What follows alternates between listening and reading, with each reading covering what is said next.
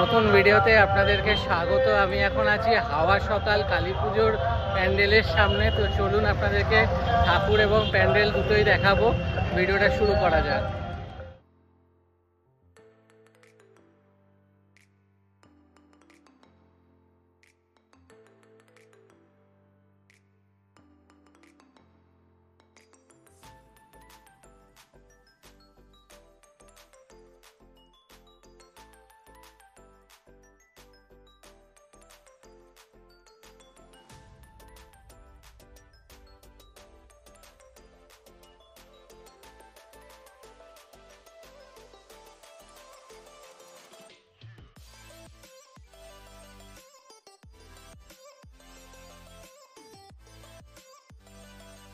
সুন্দর করেছে প্যান্ডেল, সাথে লাইভ পারফরমেন্স চলছে, দারুণ লাগছে। আর এটা পুরো একদম রাস্তার ওপরেই কিন্তু হচ্ছে এই হাওয়া সকালের কালী পুজোটা। ঠিক ডানলপ থেকে একটু এগোলেই বাহাতেই পড়বে মেন রোডের ওপরে।